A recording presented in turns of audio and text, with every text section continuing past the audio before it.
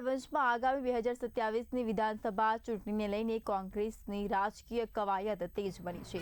કોંગ્રેસની મહત્વપૂર્ણ કારોબારી બેઠકમાં આગેવાનો, કાર્યકરો અને કારોબારી સભ્યો ઉપસ્થિત રહ્યા હતા।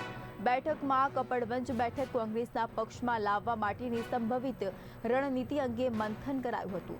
સાથે જ સંગઠનને મજબૂત બનાવવા અને તાલુકા ગ્રામ્ય સ્તરે કાર્યકરોને સક્રિય કરવા પર ભાર મુકાયો હતો। પૂર્વ ધારાસભ્ય કાળુસિંહ સહિત કોંગ્રેસના આગેવાનોની હાજરીથી બેઠક રાજકીય રીતે મહત્વપૂર્ણ બની હતી।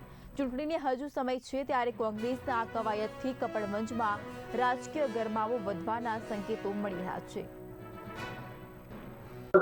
આજે ખેડા જિલ્લાના કપડવંજ તાલુકામાં કોંગ્રેસ કારોબારીની સમિતિની રચના હતી અને કારોબારીની સમીક્ષા હતી। એટલે કપડવંજ તાલુકો ગ્રામ્ય અને કપડવંજ શહેર બંનેની સમિતિની સમીક્ષા કરવાની હતી। દરેક પંટાલની રચના કરવામાં આવી હતી શહેર અને ગ્રામ્ય વિસ્તારમાં। તો મને આજે જે તે કોંગ્રેસના તાલુકા પંચાયતના પ્રમુખશ્રી અને શહેર પ્રમુખે મને આજે યાદી આપી છે। આજે સમગ્ર ખેડા જિલ્લાની અંદર છેલ્લા કેટલાક વખત દરેક તાલુકાઓની કારોબારી બોલાવવાની હતી। એના ભાગરૂપે આજે કપડવંજ તાલુકા શહેરની કારોબારી બોલાવી હતી।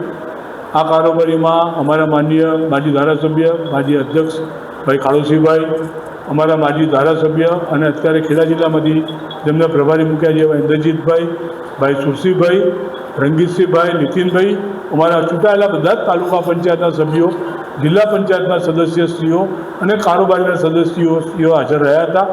આજની આ કારોબારી સંગઠન માટેની કારોબારી હતી।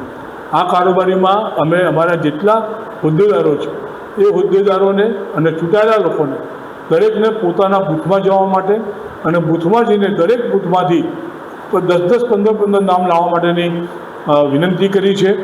અને ગત જિલ્લા પંચાયતની ચૂંટણીની અંદર આપણા કપડવંજ આખી વિધાનસભામાંથી 8માંથી 5 વિધાનસભા 5 જિલ્લા પંચાયત આપણે